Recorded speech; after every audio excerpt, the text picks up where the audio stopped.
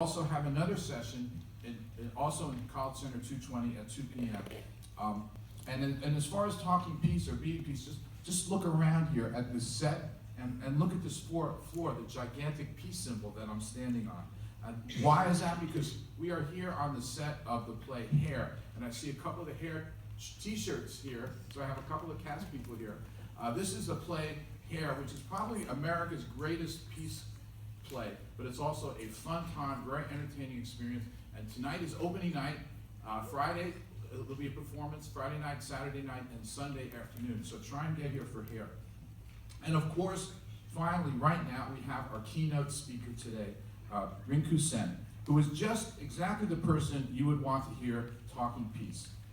Rinku Sen has devoted her adult working life to understanding the conflicts in our society, to researching and reporting these conflicts and how we might resolve them, and also in training people or even just talking to them. She tackles deep, sensitive issues, but instead of pointing fingers, she opens minds to bring us to an understanding. She's worked with community groups and labor groups. She's led a national group against racism, and she's produced a website, colorlines.com, with daily news and reports about the issues of our times. Her own personal work has convinced newspapers and other media to stop automatically saying illegal every time they say immigrant. But Rinku's work has also played, I think, an important role in allowing the children of immigrants that today we call the Dreamers. Her work has played a role in the passage of the DACA Act and allowing them to remain here in their homes for the time being, right? Because that situation has changed as well. So the story of the Dreamers is really part of the much bigger story of immigrants and America. And instead of hearing me talk about it, let's welcome our keynote speaker, Rinku Sen.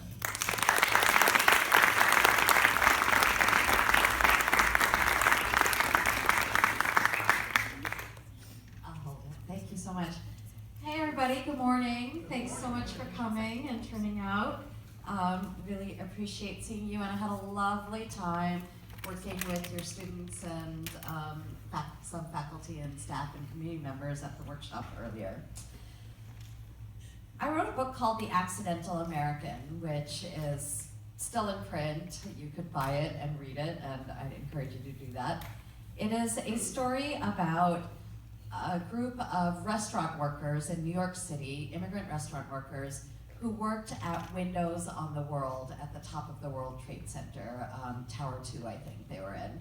And when September 11th happened, they lost 73 of their coworkers in the attack that day, and they also all lost their jobs. And Windows on the World was a very international workplace.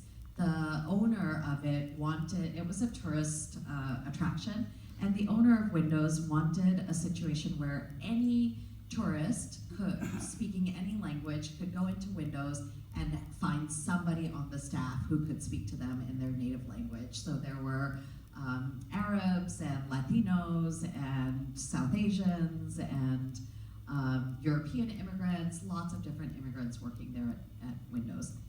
After September 11th, many of these immigrants were traumatized, and they did a lot of the things that other people surviving that attack did. The state provided therapy and some medicine and meetings and things like that, and they took advantage of those things. But what they found, these immigrants really, that they needed to do was rebuild their power, or actually build power in relation to the restaurant industry and in relation to New York City that they had never really had before.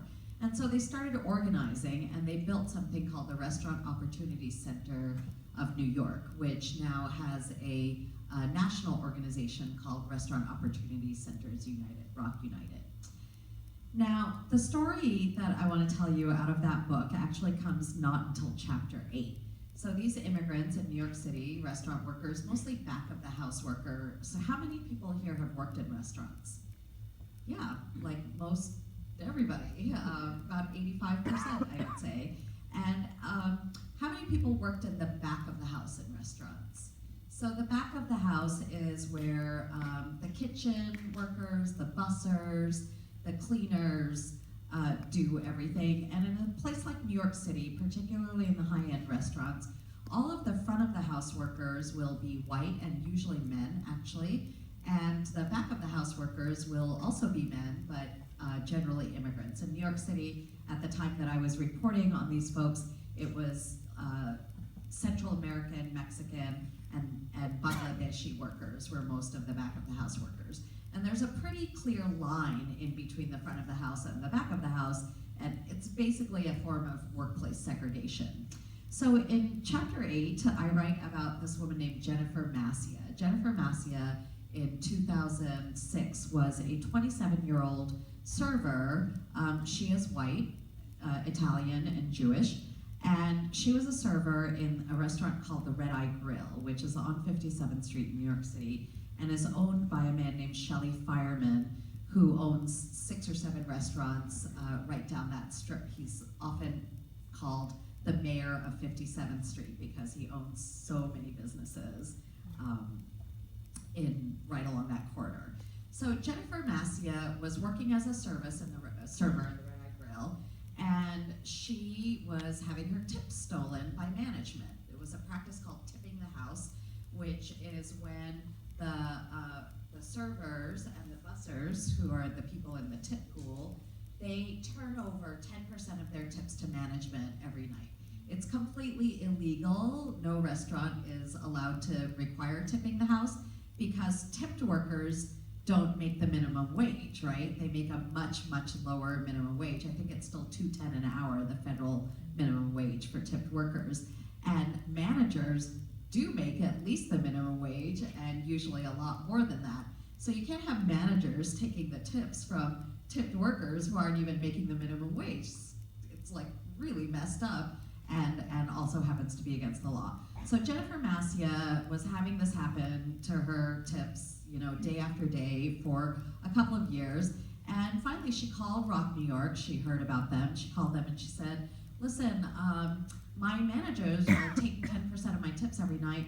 Do you know if this is legal, and do you know if there's anything I can do about that? So Fekak Mamdouh, who is the main character in the book, a Moroccan immigrant, arrived in the country without papers in 1989 and eventually worked his way up in the restaurant industry to wind up as a head waiter and a union shop steward at Windows. Fekak Mamdouh was now the lead organizer at Rock New York, and the co-director actually at that point. And Mamdouh, everybody calls him by his last name, Mamdouh said to Jennifer, yes, that is not legal, and yes, I think we can help you, but you need to bring some of your coworkers here to a meeting. So reach out to some of your coworkers and bring them into the organization. Let's have a meeting. So Jennifer Massia, even though she had friends among the bussers, wrote a letter, wrote an email to all of the other servers in the Red Eye Grill, all of whom were white, and did not send her letter to the bussers, even though the bussers are part of the tip pool. It just didn't even occur to her that the bussers might be part of, might have a stake in solving this problem. Even though she was friendly with them and had, was a progressive person and had friends of color. So she left the bussers out, and 10 or 12 white servers went to Rock New York one day and had a meeting about this problem of the tipping of the house. And the organizers at Rock New York said, look, we can definitely help you solve this problem. You can organize against it, you can challenge your boss, you can make them stop doing this, but we're not going to do that unless you reach out to the workers at the back of the house. You must get the workers at the back of the house as well as the workers at the front of the house in order for us to work with you. And Jennifer and the white workers, secretly they said to each other, they agreed with the organizer, but in the background they were saying to each other, man, a lot of those workers in the back of the house, they're quote unquote illegals, they're gonna hold us up, they're not gonna organize as hard. And they didn't really want to do it. They thought it was gonna make their campaign worse and prevent them from winning. But the organization insisted, and so they started to do it.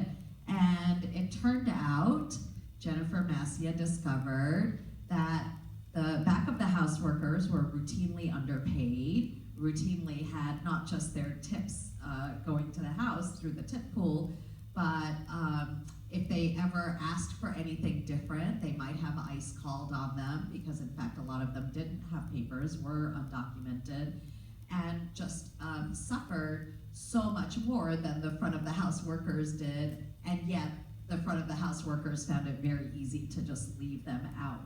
So they start organizing with all the workers together, and over time, Jennifer Massia starts to realize, oh, the white American workers at the front of the house, we have papers, we have citizenship, we can vote.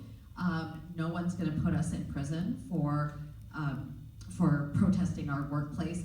But the back of the house workers have lost a lot more than $5,000 a year of their income, and they're tremendously vulnerable. And yet, as the campaign got moving, the back of the house workers were the most consistent in fighting on this campaign.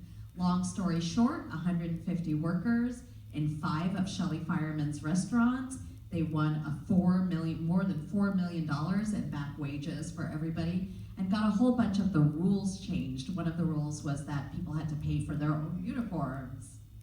Got that changed. Another rule was that if your shift got canceled at the last minute, you didn't get paid for it. Got that changed so that if your shift was canceled, you would still at least get your $2.10 an hour for the 5 hours that you were supposed to work. So I tell you this story because for me, it really points to the lesson that Jennifer Massia learned, which is that immigration makes things better for everybody if you actually include immigrants in the community that you are living and working in the community that you're building.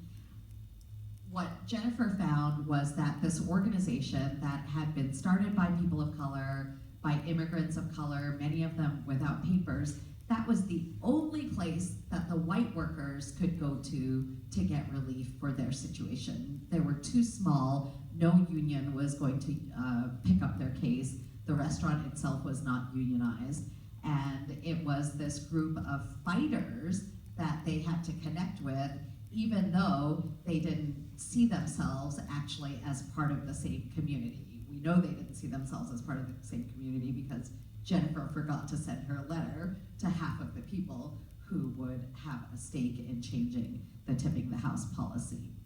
Immigration can make things better for everyone, and in fact has made things better for Americans at lots of different points in our history, but that's not the story that we're hearing about immigration right now. The story that we are hearing is a story of fear and loathing of immigrants. It's a story of needing to build walls and create bans so that Americans, real Americans, quote unquote, can be protected from the supposed crimes and bad behavior of immigrants.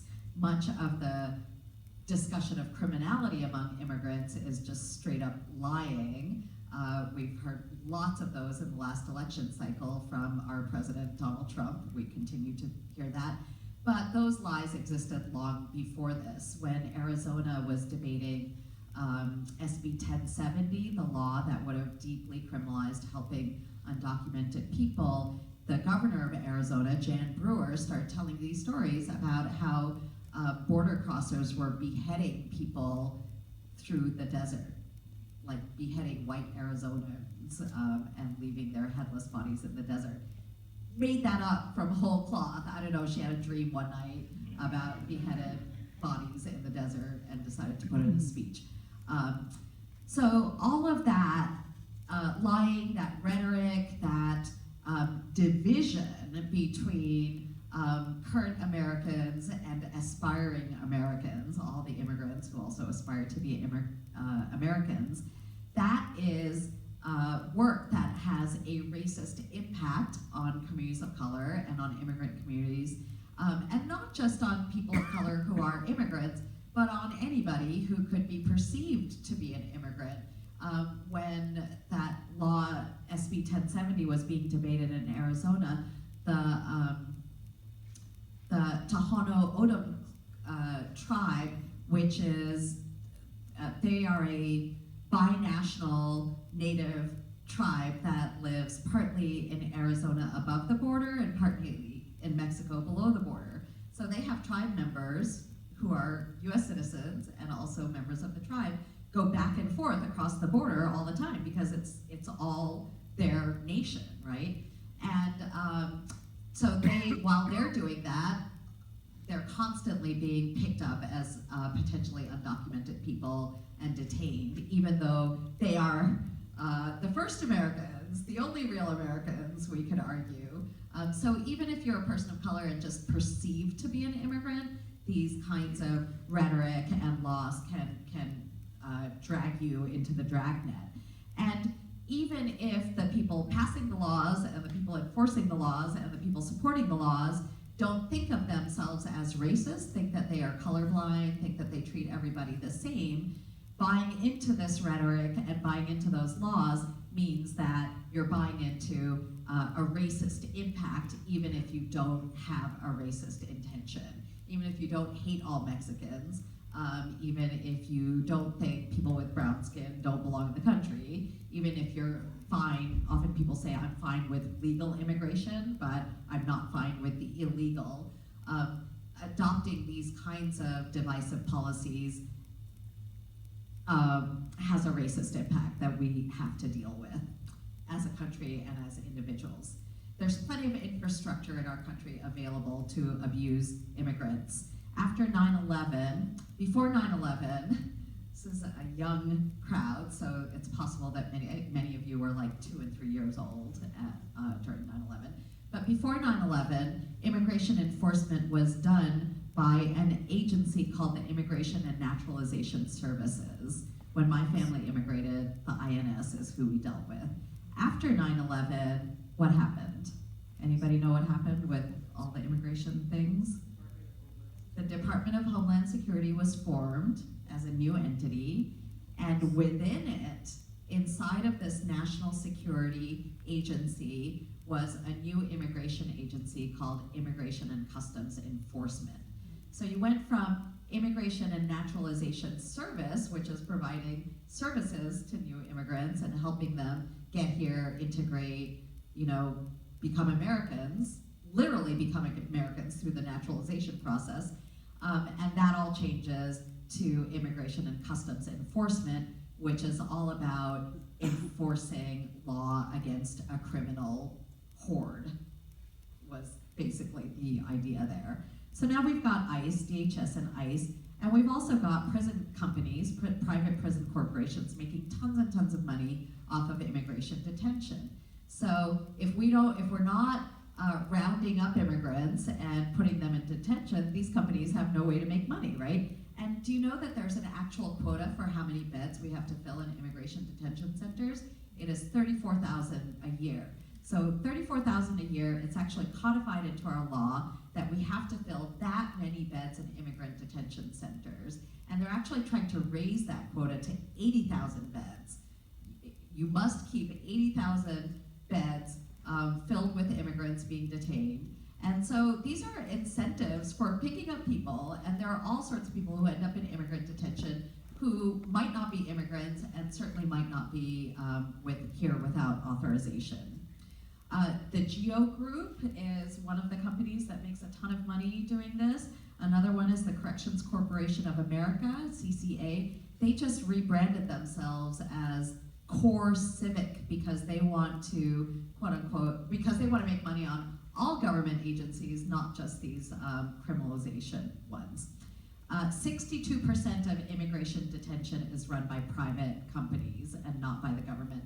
And there are long reports about the lack of access to food and medicine and family and lawyers that people experience in immigrant detention centers.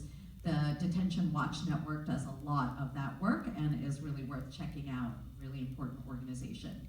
About 6 years ago, sorry, I have to get water, hang on. This is what you call transparent performance, where your lecturer tells you everything that's going to happen. Okay, so 62% of detention is run by private companies, and they're also running private prisons. And as there's a move against mass incarceration in the country, those companies have to make money on something, and they're betting on feeling against immigrants, public feeling, vilifying immigrants to keep their profits up.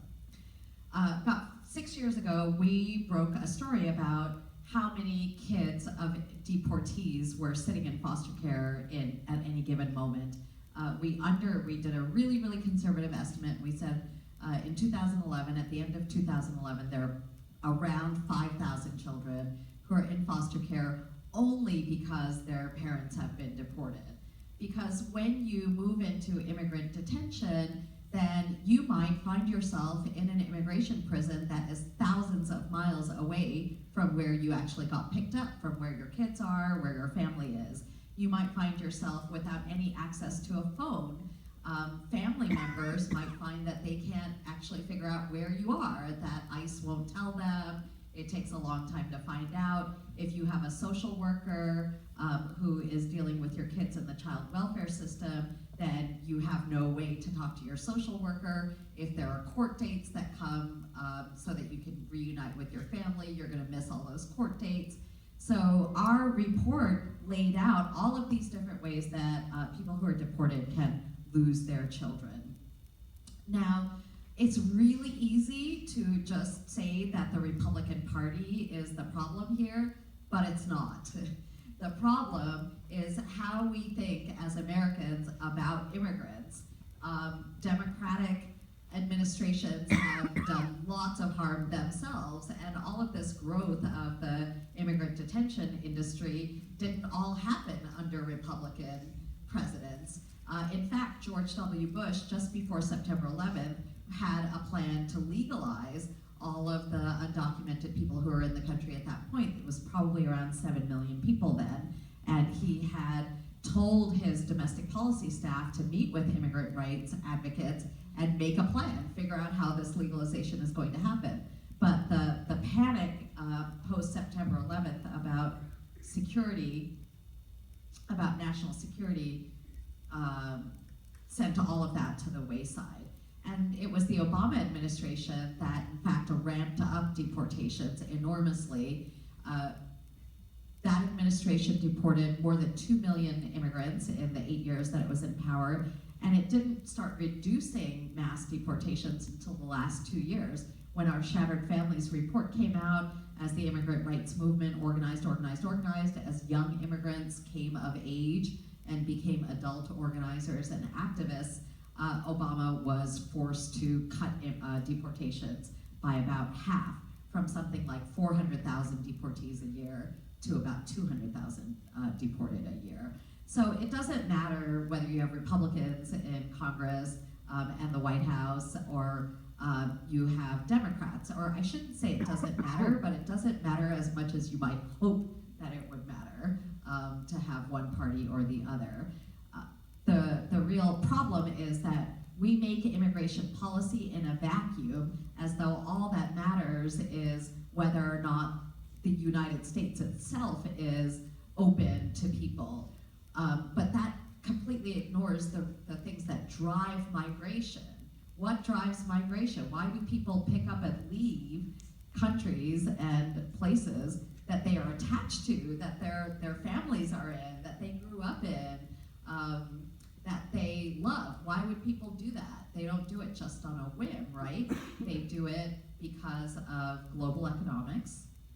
They do it because of climate disasters. And they do it to be with their families who have ended up in other places. So unless we deal with global economics and climate disasters and war, then no matter how many walls we build, no matter how many fines we create, no matter how much we try to criminalize immigration, people are still going to be coming at tremendous risk to life and limb. You can see this happening in Europe all the time, where every once in a while you'll see Europe has European countries have cut off migration in lots of different ways. So every once in a while, you hear these stories about people drowning in the Mediterranean Sea because there are, the way that smugglers, human traffickers, take people into Europe is by water. And so quite often, people will drown. There was a story recently about such a boat where they got caught in rough waters, and there were children on the boat as well as adults. And there was one, I think it was a Sudanese swimmer, a triathlete from Sudan, who was trying to do this migration. And it was a woman, and she got out and basically pulled the boat to safety. She saved all these people by, through the enormous strength of her body and her swimming. So we can build a wall. We already have one. We have one. I can show you pictures of it. It's pretty high. People have made lots of art on that wall along the Mexico-US border, especially in Tijuana. And yet, we've had a wall. We've spent billions of dollars on border enforcement over the last 16 years. And yet, we have not helped Mexico fix its economy. We haven't done much for the Central American countries where people are reliant on underground markets and living with a lot of violence. If we don't change the global conditions, then human beings are always, always, always going to try to get to a better place, because that's what human beings do. Things are crap where you are, you're going to try to go to a better place. We've been doing it since the minute we could move around as people. So in The Accidental American, one of the immigrants I tell a story about is Apolinar Salas. Apolinar Salas grew up in Puebla, Mexico, and he was part of a farming family that used to grow maize and beans and peanuts, and they would sell what they could sell to stores and eat the rest. They would sell it at markets, and they would use the rest to actually feed their families. So when NAFTA happened, one of the things that NAFTA did was it tried to, it controlled more of what farming and agriculture was happening in Mexico, and it put thousands of small farmers, exactly like Salas's family, out of business. Because of the NAFTA rules and subsidies, they had to stop growing these things that they could both sell and eat, and start growing sugar, which was subsidized. Well, you can't eat sugar, really. You can, but you can't eat it all the time. We'd have rotten teeth and lots of diabetes and be really, really sick. So his family basically was put out of business by NAFTA, and so he couldn't live in Puebla, Mexico anymore. He got on the train, and he got with some smugglers and got in a van and got himself over the border, and eventually came to New York City and started working in restaurants, where he regularly sees people from his hometown on the subway, because thousands of them had to leave, and many of them wound up in New York City working in restaurants.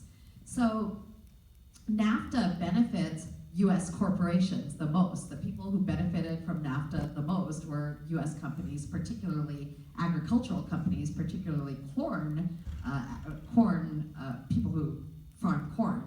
And yet, in discussions about immigration, you never hear anybody ask, what responsibility do American corporations have to all of the people that got displaced in Mexico from their livelihoods and from their homes through a deal that made these corporations enormous amounts of money.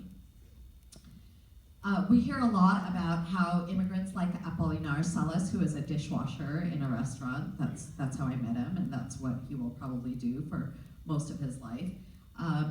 We hear a lot about how people like Apolinar steal jobs from Americans, or use our infrastructure but don't pay anything back into it. They use our healthcare, they use our public education, they send their kids to school, they're stealing all our stuff. That's so much of the talk about them. But in fact, immigrants like Apollinaire pay enormous amounts of money in taxes that they never get back in services. Just in personal income taxes, immigrants around the country, undocumented immigrants, pay something like $1.1 billion a year in income taxes. They will never get Medicaid. They will never get Social Security. They are not eligible for any of the forms of welfare that we have in this country. They can't be on food stamps. They will get emergency treatment if they go to the emergency room, but they might find themselves deported right afterwards. That has happened numerous times. So this idea that immigrants come and take our stuff and therefore they have to be really, really, really tightly controlled has been around in the country for a long time. This hasn't just started since September 11th, and I would argue, in fact, it's part of the founding conflict of our country that we don't know what to do with immigrants. We often want their labor, but not their other stuff, not their families, not their languages, not their food, not their clothing. We don't want them to act like they came from somewhere else. We only want them if they can, quote unquote, act like Americans. So some history throughout the 19th century, Chinese immigrants were blocked from buying real estate, from owning businesses, from being able to move freely, from being able to bring family members over, including wives. They were regularly talked about as the yellow peril. That was how Chinese people were talked about. And after 1870 and the 14th Amendment, which gave black men and formerly enslaved men the ability to vote, the Chinese were excluded from that. So in 1870, when the right to vote expanded, not for the Chinese, even if they had been born here. And of course, in 1882, we have the Chinese Exclusion Act, which lasts some 70 years and says people cannot come from all of Asia, including South Asia, where I come from. The Chinese Exclusion Act lasted 60-ish years, but was in basic effect until 1965, when the immigration laws changed. How about the Irish? The Irish, when they arrived here, they were not considered white. They were not white. One of the things you really see from studying immigration history is that race is not a real thing, because different groups of immigrants have been assigned races that they didn't have back at home. So if race is that changeable, like you can decide with a check of a box, this person is black, and this person is white, and this person is Asian, that means there's no actual biological grounding that is racial. Our DNA is actually not very different from each other. And yet these categories have been created largely about 500 years ago to justify colonization and stealing of resources from people who are considered lesser than the Anglo-Saxon European. The Irish then, when they arrived, they weren't considered white, they were hated. And they came here starving. There had been potato famines in Ireland, and the potato famines had wiped out half the population of Ireland. Half the population of Ireland. And in the other half that was left, people started going other places to escape the famine, and many of them came here. And, quote unquote, the regular Americans of the day hated the Irish so much that they regularly had signs for jobs. No Irish need apply. No Irish need apply. There was an image of the Celtic ape man, which was an Irish person looking like a gorilla, which was clearly also the imagery applied to African slaves and enslaved Africans. And clearly an attempt to say, look, the Irish, they're just like black people, and we don't like either of them. In 1844 in Philadelphia, there was a set of riots called the Bible riots because the Irish were Catholic, and part of the way that they were marginalized was through anti-Catholic feeling. The Bible riots ran for several days, killed multiple people, and nativists burned churches and all kinds of places where Irish folks left. lived rather. If we fast forward into the 20th century, in the 1950s, the Bracero program deported thousands of Mexican farm workers who had been brought here on work contracts, who had, many of whom had been here for decades, had built families here, had other kinds of businesses here, had communities here, all deported because in the 1950s there was a decision, there was a backlash against Mexicans in particular, Mexican immigrants in particular, and in California in particular. Many of these efforts were attempts to actually just control the labor of immigrants so that money could be made. I'm not sure what I did to this like just now, but we're not going to worry about it because you can still see me, right? Yeah, all right, great. So we've always wanted immigrant labor, but not so much immigrants themselves. If we could keep the immigrant labor, but get rid of the immigrants, many parts of this country would have been much happier. And yet, immigrants have given us so much as a country. I don't like to say that immigrants built this country, and I will say why I don't say that later on, but immigrants have given us so much. Did anybody get to take a day off during the weekend, last weekend? Raise your hand if you took at least one day off during the weekend. Oh, our immigrant contributions have been deeply worn away by capitalism. We have weekends because of immigrant labor organizers, because of people who suffered through things like the Triangle Shirtwaist Fire, in which hundreds of immigrant garment workers, most of them white, actually European, died trapped in a fire because the doors to the factory, the garment factory, had been locked to prevent them from leaving, so that they would work longer and faster and harder and not have any breaks.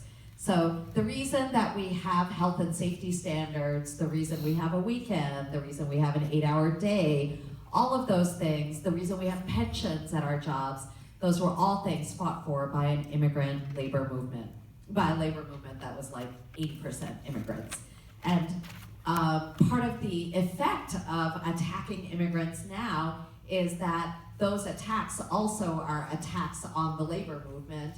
And much of the reason that I suspect many of you had to work on the weekend is because you don't have just one job, you have 3. And whatever job you have during the week, you've got to go to the other job during the weekends. That kind of part-timiness and contract, move toward contract workers and part-time work instead of full-time jobs with benefits. Those are some of the ways in which we control immigrant labor and workers of color and workers who are poor, so that again businesses can make more money. So what do? We want immigrants. Immigrants are good. And guess what? They're going to keep coming as long as conditions are bad back at home. So what do? There are 3 things that I want you to do. Number 1, when you're looking at immigration policy or looking at immigrants or looking at yourself or looking at your community, I want you to have a racial analysis about immigration. We're not just debating whether or not people are making financial contributions to the country, whether or not people are coming in proper ways. We are debating who counts as an American and what will the actual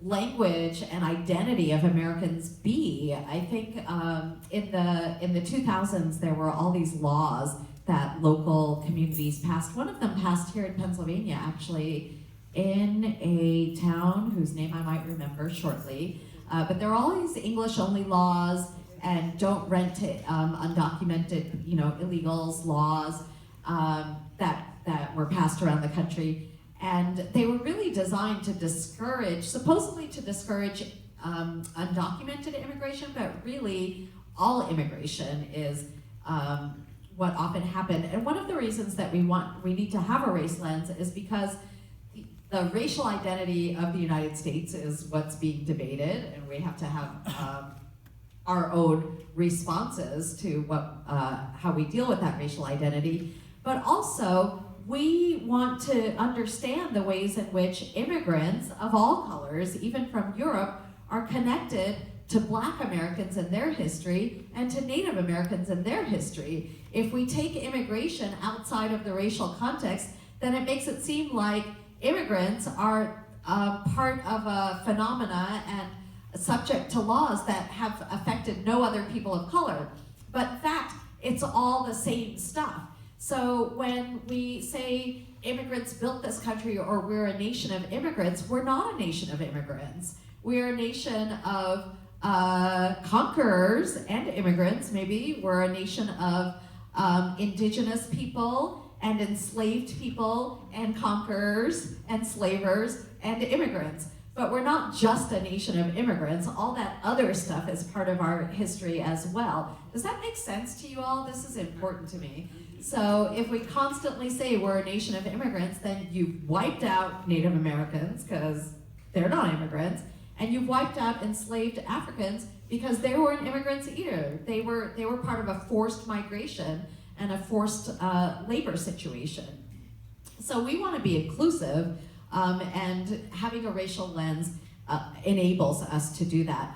One of my favorite organizing stories comes from Idaho, not the place that you would think of as the bastion of progressive anti-racist action. Idaho, United States. In Idaho, there's an organization, statewide people's organization called the Idaho Community Action Network. And their members are poor and working families that are white, Native, and Latino. Those are the populations that they have in Idaho. And this organization came across a problem a few years ago, around 2005, I think this happened. Actually, it was the late 90s. So there's a program called the State Children's Health Insurance Program, or the Children's Health Insurance Program. Our recent Congress failed to reauthorize it, and so who knows what's going to happen to it at the federal level right now. But it just provides health insurance for kids who don't have it through their families or their parents' employers, and so on. And what ICANN found was that all these families that were their members would go into the SCHIP office and apply for the program. They were eligible based on their income levels, but they'd always be getting denied, and couldn't figure out why are we being rejected from this program that we know our kids are eligible for. So they decided to do a test, to test the system, and they did a matched trio test.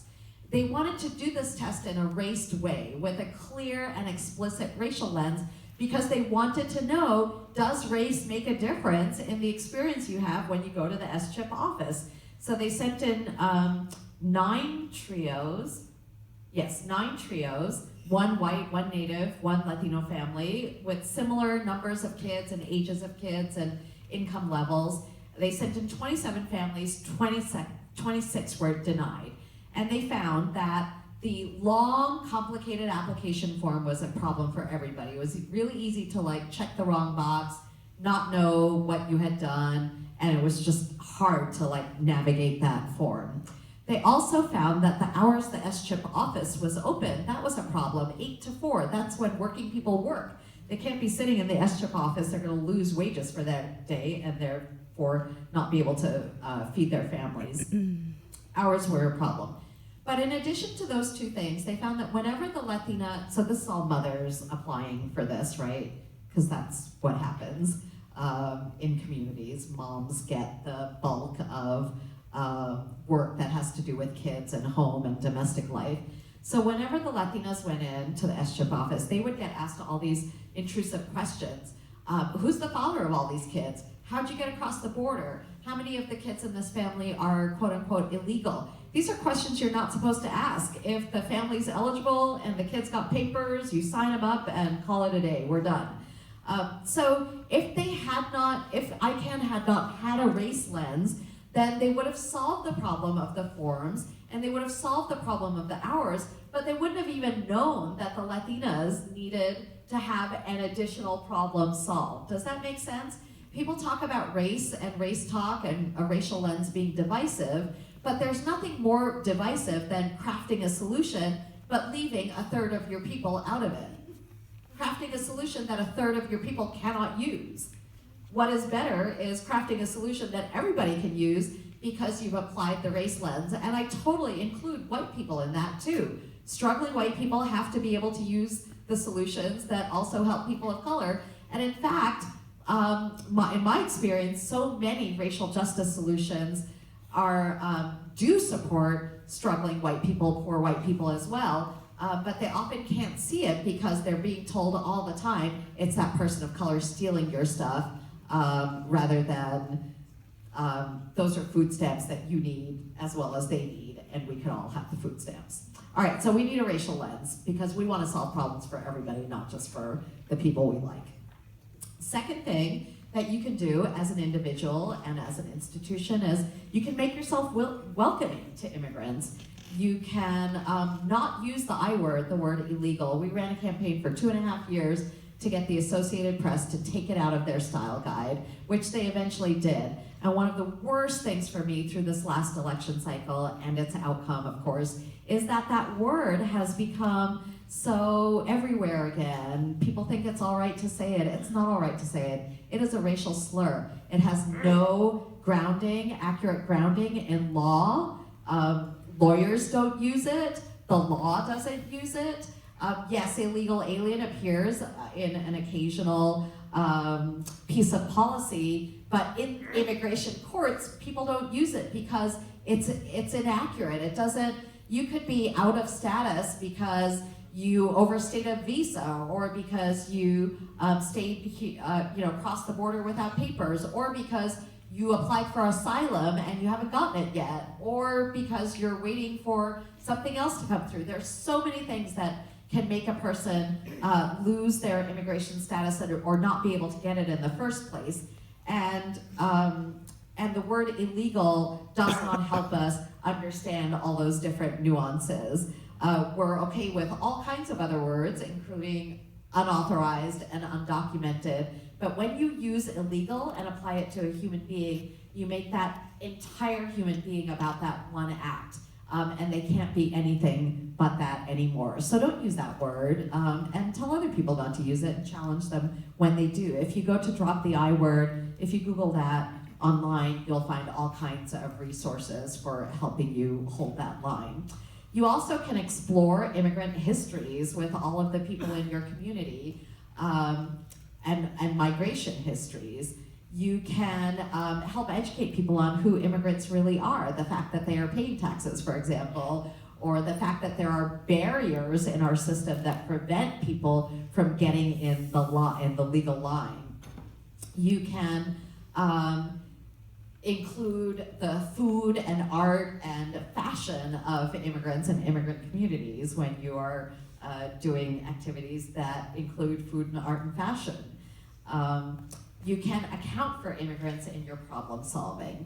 And then the third thing I want you to do is attend to policy. We can't solve these problems around immigration and race and citizenship and who we are as a country just as individuals. At some point, we have to actually change the policies that are shaping our lives in this way. There are many, many, many campuses that are divesting from the private prison industry because they don't want to invest in prisons and they don't want to invest in immigrant detention. So you could check that on your own campus. Look at campuses have investment portfolios, and they decide what they're going to invest in, what's good, what's not good, and they there are all kinds of campaigns happening now around the country to get campuses to disinvest from these private prison corporations.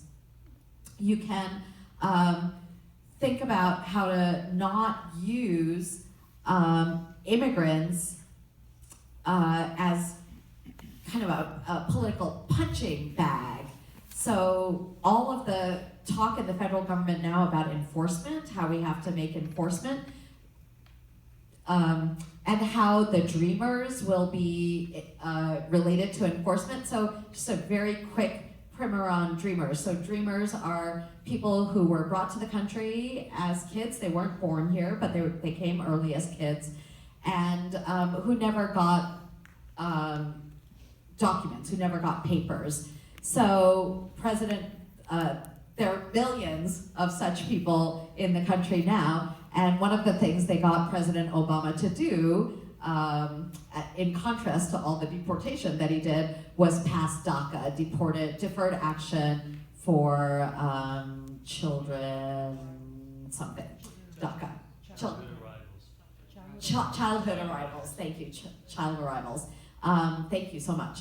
So Obama signed an executive order, set up DACA, and President Trump has now said that he will vacate DACA by March unless Congress, and urges Congress to pass new legislation that helps those folks. So what Congress is saying, the Republican-led Congress is saying now, is that if you want us to let these young people stay in the country, you've got to let us build that wall, hugely grow enforcement along the border, etc. We want more and more and more enforcement. But all they've been getting for the last 16 years is more enforcement. There's been no legalization. There's been no reform of the naturalization system so that the thousands of people waiting who have green cards, who are waiting to become citizens, can do that. There has been no actual service, you know, the old Immigration and Naturalization Service. All the service has disappeared, and all we've had is enforcement. So, so the idea that we're going to hold the DACA recipients hostage to this goal of getting more enforcement is horrifying. It's disgusting, and in fact, it should give us all tremendous pause, and we should be writing to our congressional reps, making that not happen, and supporting the Dreamers' call for a clean DREAM Act or a clean DACA renewal. When they say clean, they mean not with like billions of dollars to hire more border patrol or to build some, you know, dumbass wall. Okay. So listen, I've been doing racial justice work for 30 years, and now people think of me as a professional woman of color, right? Because I make my living being an immigrant and a woman of color. Sort of like you could think of Pat Buchanan as a professional white man, because it's his living, you know, being a white man.